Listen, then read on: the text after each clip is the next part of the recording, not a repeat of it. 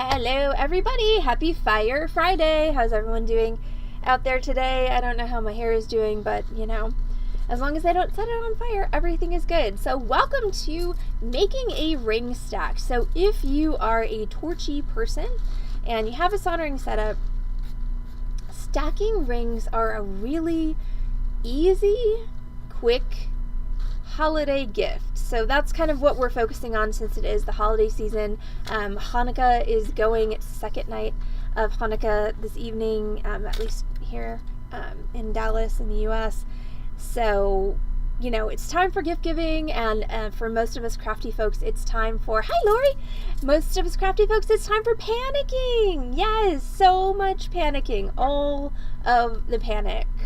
Yeah, I'm getting agreement from over there. Yep. And I'm getting agreement from over there. So yeah, it's time for all of us crafters to panic because none of us have shit done for the holidays that are approaching. All I have to say is it's a really good thing I'm not Jewish because I would be SOL as far as Hanukkah gifts go.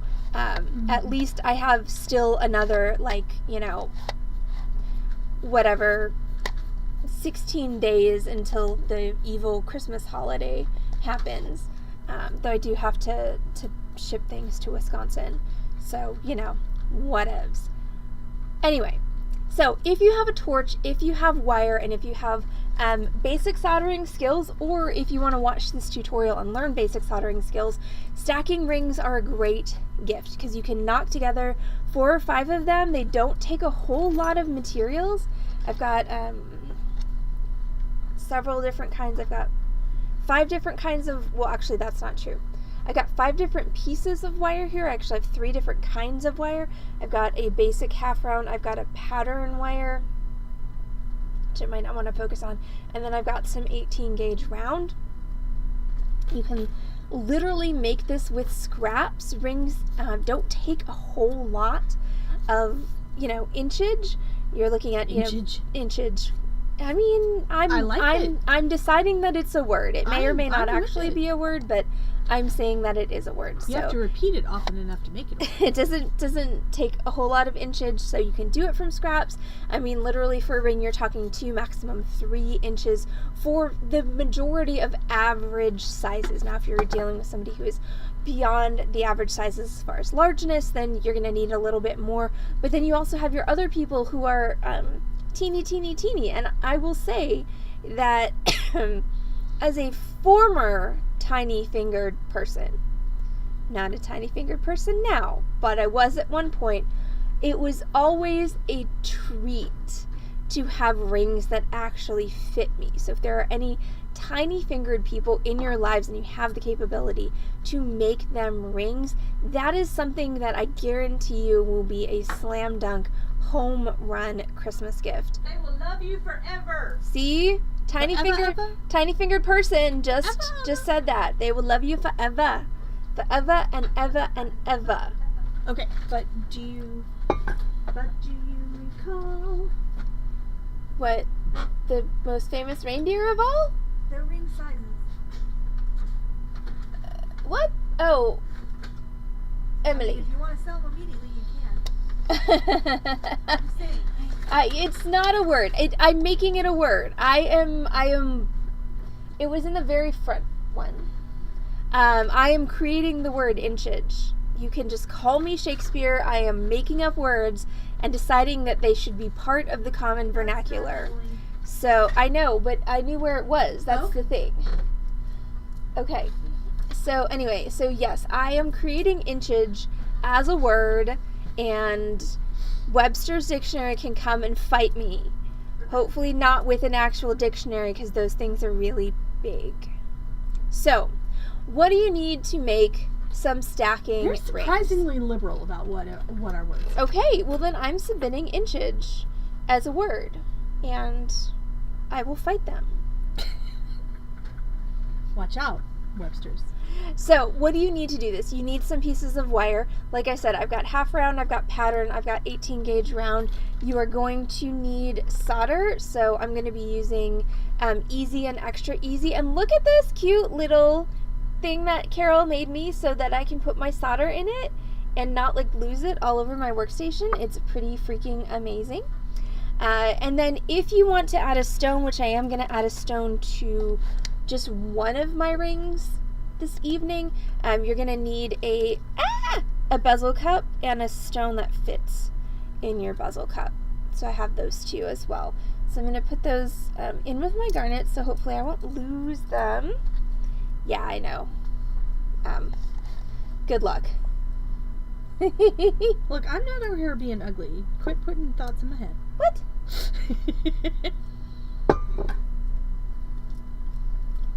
Wait, I don't know what that means. Short for charisma. Oh, okay. Yeah, no, that's a new one on me. It took me forever to cotton on to fit. That took me a while. Yeah. To figure that one out. So yes, us old folks and them newfangled words that them whippersnappers done be using.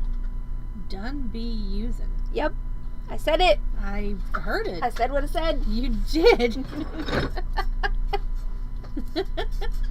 Hey, inchage. It's a thing. No, they aren't rhismatic. They got riz. Right.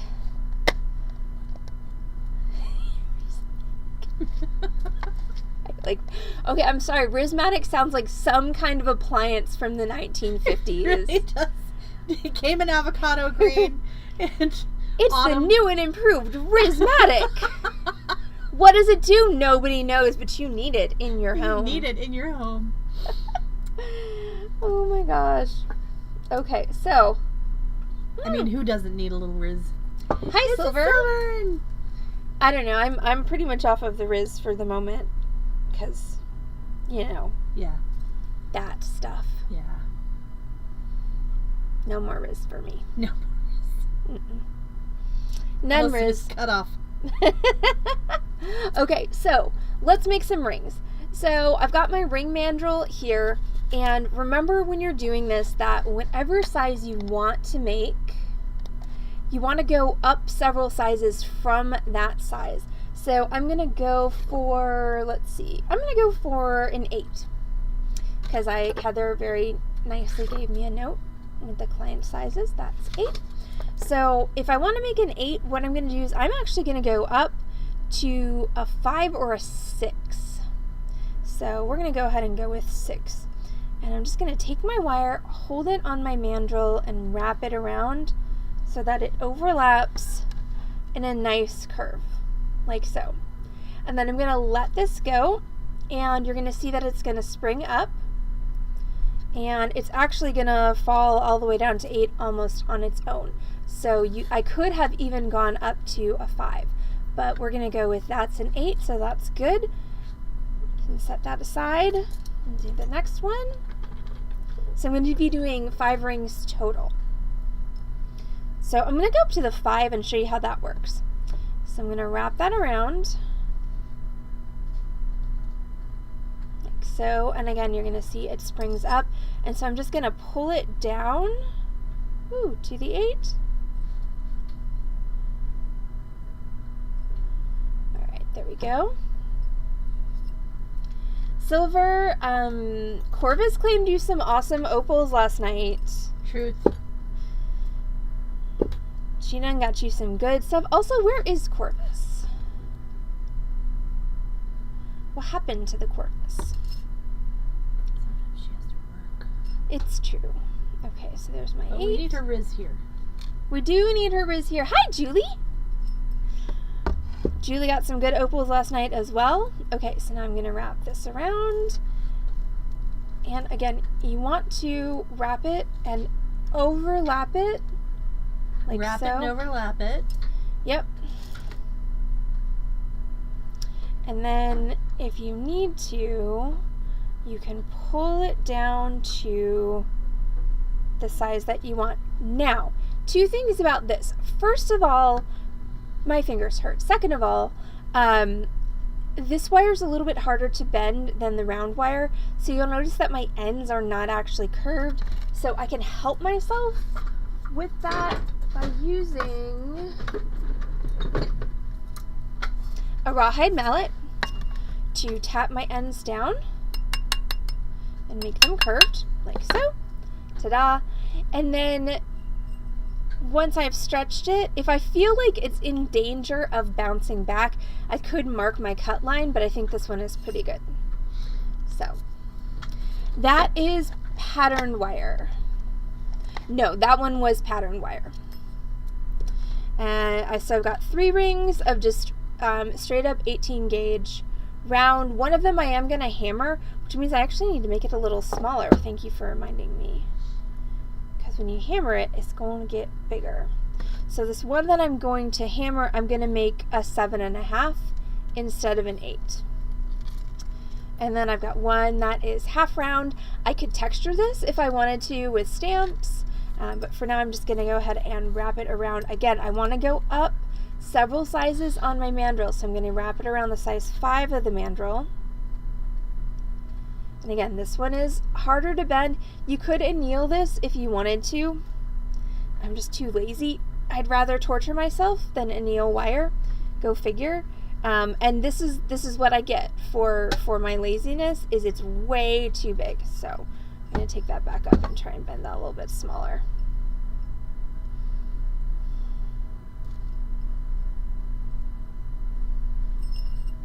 Ouch. Don't you hurt me. Me? Nope. Okay, good. Because I'm busy hurting myself. Well. Of course. So look, no Band-Aid. I'm Band-Aid free. That is awesome. You know, I still have the wound and all, but it's healing.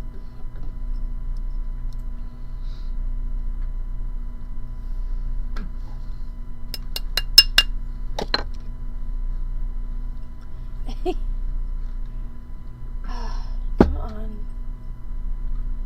Be nice. Stop being a pain in my ass.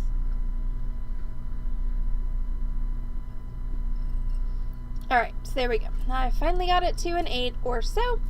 So there we are. So I'm going to put the ring mandrel aside. I will probably need it later.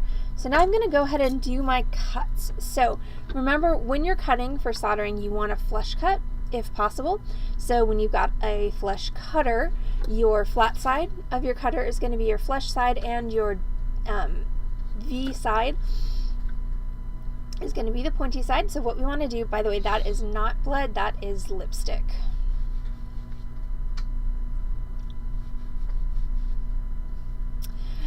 So what we're going to do is we're going to take our flush cutter and we're going to put our flush side towards the metal that is staying for our ring. So that's this part here. And we're going to snip. And then we're going to rotate 180 degrees and we're going to grab the other wire. I'm going to line that up and we're going to snip. So now we have our ring. I'm going to do that for all the rest of these. So again,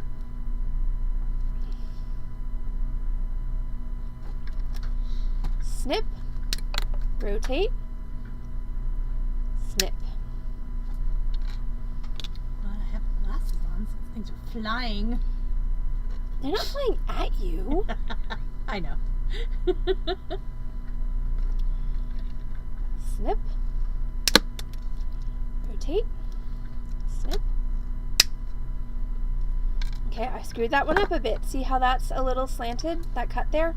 So I'm going to need to file that a little bit more diligently than some of my other ones. So, snip, rotate, snip. And last one is snip, rotate, snip.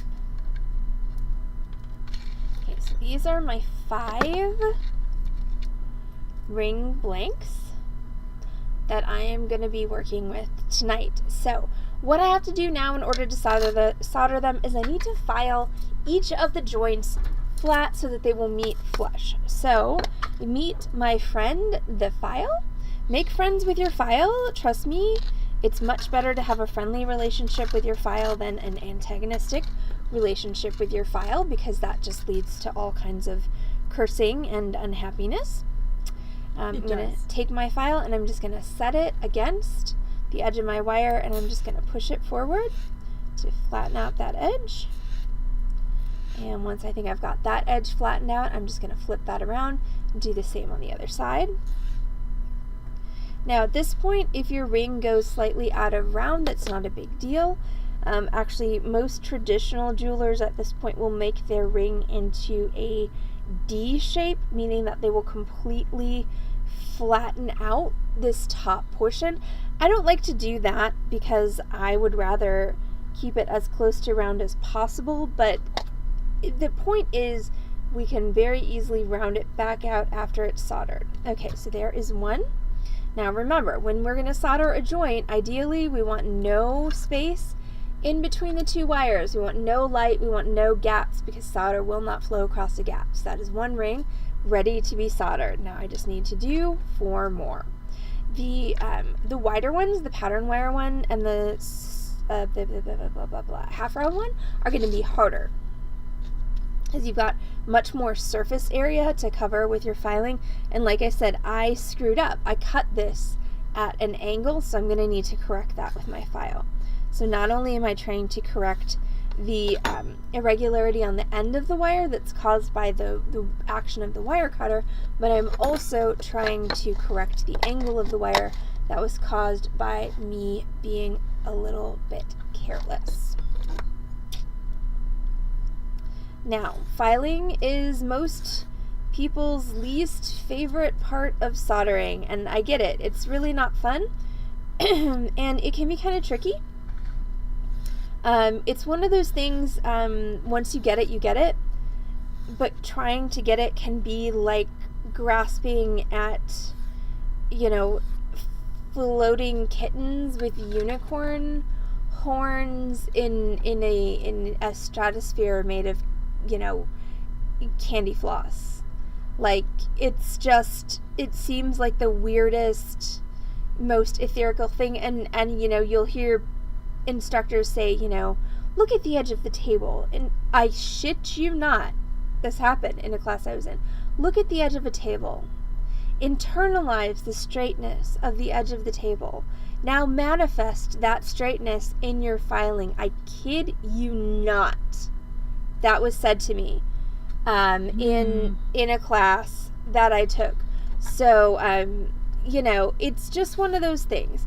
So Julie's asking why use wire cutters in a file instead of a saw, and that's a really good question. So if you were to use a saw to saw these, as long as you sawed, straight, you would have an automatic flush joint. So I use wire cutters and a file because since I don't have a permanent bench, it's easier for me. It's easier for me to grab wire cutters and then to file than to grab a saw and set it up to saw. But sawing is perfectly valid, and some would argue better method of doing this than what I'm doing. Holy pattern match Batman. I didn't even plan that, but look at that awesomeness. Matches freaking perfectly. Sexy. Thank you. It's a sexy ring. But yeah, so for me, wire cutter and file is just easier than, because I've got to grab the bench pin, I got to grab the saw. These are all things that are just like within arm's reach. It's trading work on one end for work on the other. And also, I'm only doing 5 rings. If I were doing 50 rings, the procedure would be different.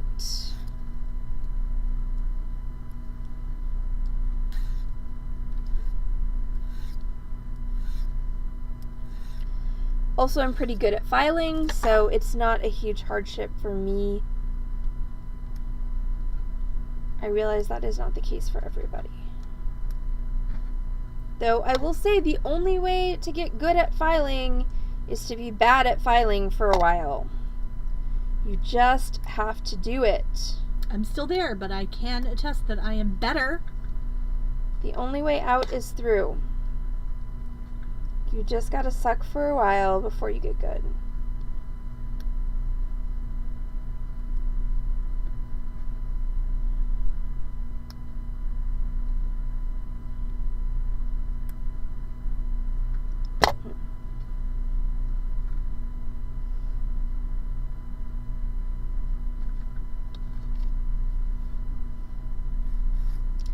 So, Heather, I have a problem. What's your problem? Maggie reminded me that I like books. Uh-oh.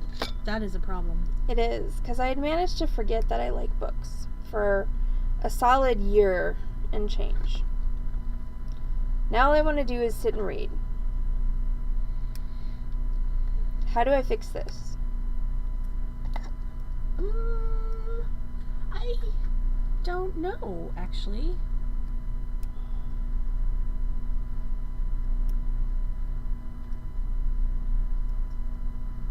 Well, that's not helpful.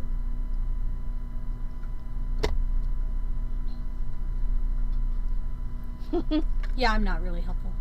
Okay, so that's added. No, Maggie is my dear friend from Chicago. So I would love it if she would sit with me when I read, but unfortunately she has a husband and a child and a job in Chicago. But we were driving down to Dickens on the Strand in Galveston together, and we started talking about books, and it turns out we like some of the same authors and some of the same series. And I've kind of... Okay, so when I was in college, I was not allowed, or I did not allow myself to have fiction books in my dorm room because I would literally blow off all of my coursework to sit and read the fiction books. The only way I could not do that was to not have any fiction books in my... Oh, that's okay. Mamie sometimes sits with me when I read. She was cuddling with me at 3 a.m. It was very cute. So I have been extremely engrossed in work for the past year and change. Work and side hustles and other work and all of that. So I kind of just made myself forget that I like reading because it is a time suck. And then Maggie and I were talking about series and authors that we liked, and then I opened up my Kindle app, and then all was lost. So now I want to read all the time again. Like, I literally became the person in book club who never reads the book. But now I don't quite know what to do. But I do have 5 rings that are filed and ready to be soldered. Oh, that's awesome. Love that. Okay, so now it's time to solder these. So I've got 5 rings, and they're all filed and ready to solder. I am going to put a stone on one of them, so I'm going to solder them all, and then I have my little bezel cup that I'm going to put on one. So let's go ahead and spread these babies out. So like I have said before, I like to put the joints kind of at a consistent spot. 12 o'clock is usually my preference because if you've really done a good job of filing your joints, sometimes it's hard to find them. I'm going to take my flux and I'm just going to flux each joint. I like this liquid flux, but sometimes it is a little over enthusiastic. Okay, and then I'm going to do all 5 of these with easy solder, which I have right here conveniently, because once again, Carol made me a solder little cup.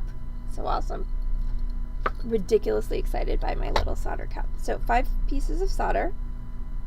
And I'm going to position these with tweezers, so I don't need to put them on my solder board. I'm just going to put them on my work surface.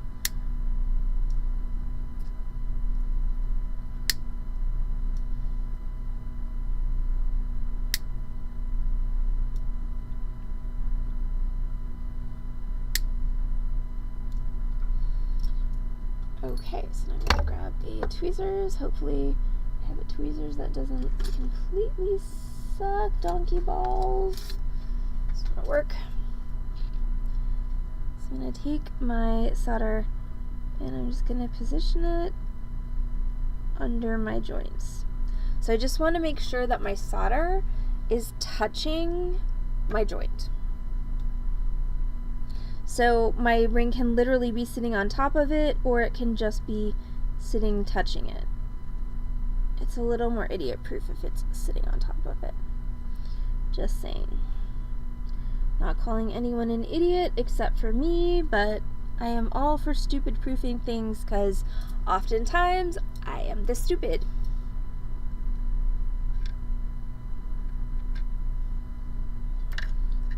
It is really interesting though, talking about Mamie sitting with me while reading, is now that Lee is gone, both of the cats are much more cuddly. And Mamie has reclaimed her sleeping spot. So, queen size bed. Imagine this piece of paper is a queen size bed. This circle is tiny cat ball in the middle of the queen size bed, which means like not enough space on either side to sleep, not enough space on either end to sleep. 6-pound cat ball smack in the middle of the bed. Too cute to move.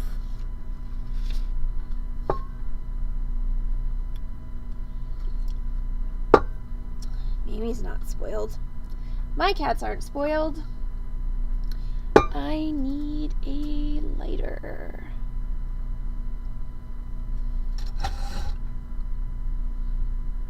Heather, do you have a lighter?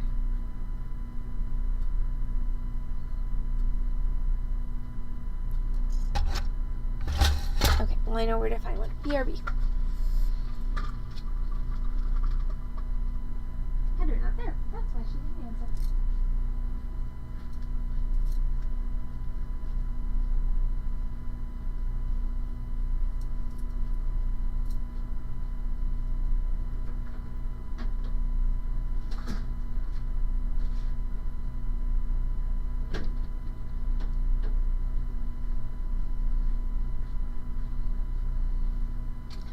Okay, back with fire. Hi, Amanda! I love you too. Also, happy belated birthday. I am the schmuck of a friend who did not post anything on your Facebook page. So happy birthday, gorgeous. And here's to a much better turn around the sun because you deserve nothing but the best. Okay, sounds good. Discord gets foobar sometimes. Okay, so now now that I have fire to light my bigger fire, we're gonna go ahead and solder these. So, just to review, I've got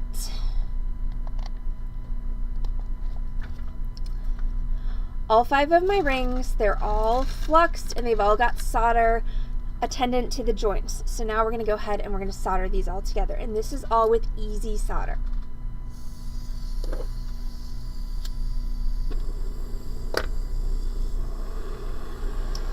Alright, so I'm going to grab a solder pick just in case I need to poke anything, but everything should be good. So I'm just going to start by heating the entire piece and then concentrating on the joint until that solder pulls up and through. Okay, so see how it closed the joint there? Next.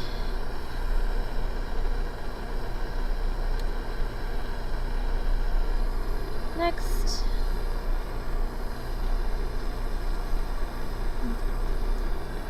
Next. This one, the solder position is a little off, so I'm gonna just move that. There you go. So here is the thing is, if your solder position is off, then you're not gonna get, it's gonna roll down the side instead. Keiko, that was that was a birthday wish to Amanda, but birthday wishes to you too, darling. Alright, there we go. 5 rings, 5 soldered rings. I can't sing. You guys all know that by now. There we go. See, there's a header. With the actual singing. If that's what we're calling it today, sure. I mean, it's better than me.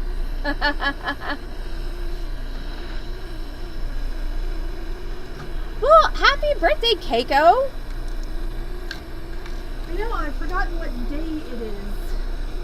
It's Keiko's birthday. Well, I know that, but I forgot. I remembered what Keiko's birthday was, just not what today was. And it was Amanda's birthday like 3 days ago, and I forgot to wish her a happy birthday on any platform. Should we sing? Well, I think she's gone now. We can sing Keiko, though. We can sing it to Keiko, yes. So we're going to sing a quick birthday song for everybody whose birthdays have been in the past or are going to be in the next several weeks. So, hold on, you can scooch in closer. All right, Heather's gonna sing, and I'm gonna try not to mess it up. Happy birthday to you. Happy birthday to you. Happy birthday, awesome viewers. Happy birthday to you. Yay! I didn't do so bad. No, we did great. Yeah. Yeah. I started a little high for both of us. Yeah, so Allergies make me an alto for sure. yeah, I can't sing. I cannot sing. And yet I try to follow the singers, and that's bad. When I try to follow the singers into Harmony Land, it's just not okay. So yes, my main mission is to just stay on message. Stay on melody and don't listen to anything the other singers are doing. It's even worse when it's Heather and Jenny. Oh, yeah. Because they're both bad. Okay, so now I'm just rounding out my rings on my mandrel, so I'm just both terrible. You're awful. Like, you're awful with, like, the being really good singers and leading me astray. You lead me down the wrong path. I'm leading you to temptation. So I'm just going to put my rings on my mandrel and use my rawhide mallet to round them out. The reason I'm using my rawhide mallet and not a hammer is because I don't want to change the size of these rings. I just want to shape them so that they're round again.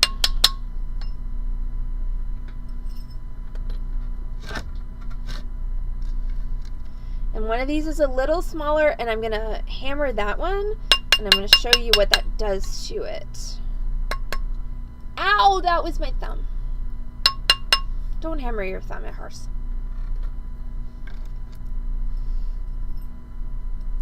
Oh no, Keiko, you know what my job is at karaoke? Tambourine. Because I have rhythm.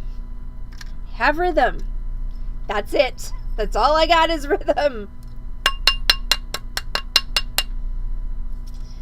But I love the actual Korean karaoke places because they have things like tambourines and like bells and like shaker things. It's great. So yeah, percussion, that is my job. I think tambourine still counts as percussion. But yeah, percussion is my job during karaoke. That is what I do. I percuss. Okay, so this is the one that I made particularly small, so this is a 7.5, and I just want to show you how much hammering with an actual chasing hammer will make your ring bigger. So this is something that you can use if you've made a ring and it's accidentally too small, but you do need to know that this is going to make your ring bigger. So if you're trying to shape your ring, that's why, once again, you use a rawhide instead of a hammer. So I'm going to hammer this.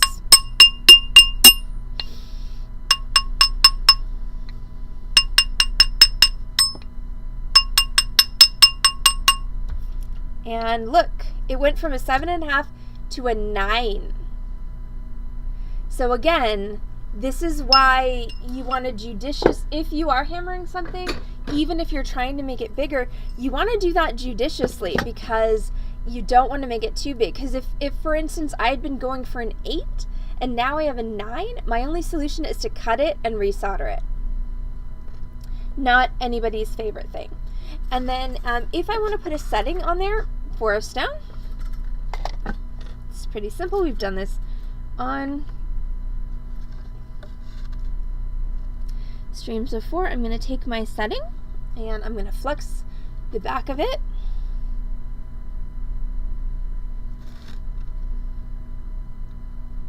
And now I'm going to grab some extra easy solder because I want to go down one density.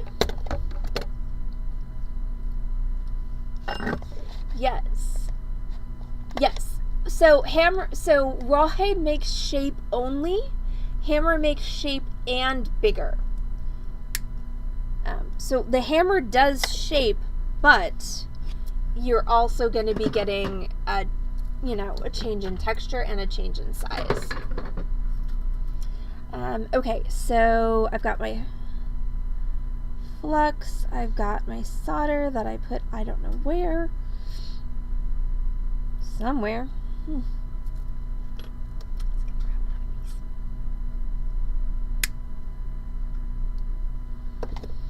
then I'm going to drop that on the back of my setting.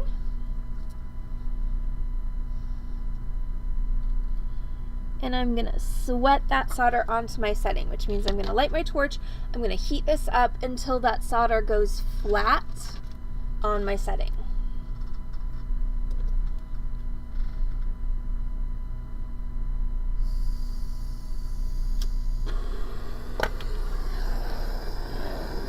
Just want to be careful when heating it up because that's prone to happening, which is my flux bubbled and kicked my solder off, so I just want my solder to go back on there, and there we go. So my solder has flattened out. Now, which ring am I going to put this on? I'm actually going to put this on the half round ring. So what I'm going to do is there's already some flux on that joint, so I'm just going to hold that. I could set this up in a third hand if I wanted to. I'm just going to hold it because, again, I'm feeling lazy, and heat it until that solder flows and joins those two pieces together.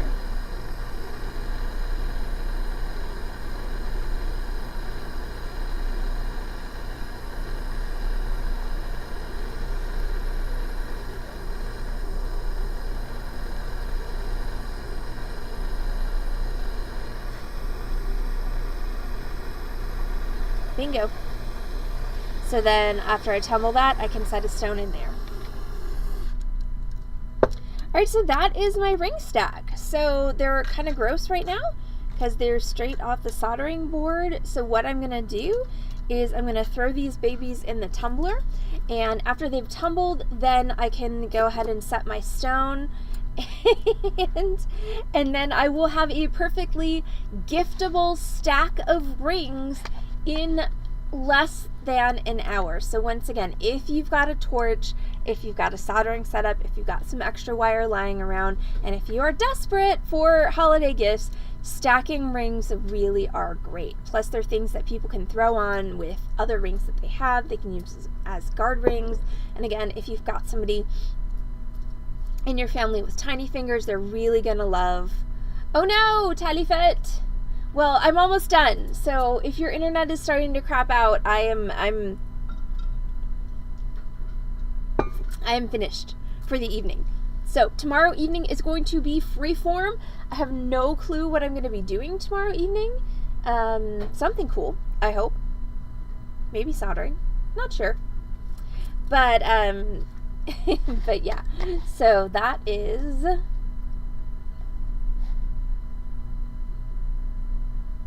birthdays.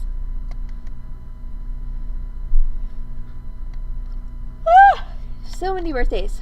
Okay, so that's going to be it for me tonight. Everyone have a great night. Thank you so much for tuning in for our Fire Friday stacking rings tutorial. Again, if you've got a torch and you're looking for last minute gifts, I'm telling you, these babies are money in the bank. Like, super easy. Throw them in the tumbler, set a stone in one, package them up, and wham bam, you've got a really nice gift that theoretically you can make from scraps. That's the other great thing, because it doesn't take that much to make a ring. So yes, yay successful tutorial, unlike Wednesday. And I will see you all back on this channel, twitch.tv/beading dream tomorrow evening with a freeform. So good night, Silver, Lori, Julie, Keiko, Talifet, And everyone else who's out there tonight, I really appreciate each and every one of you, and I will see you tomorrow. Bye!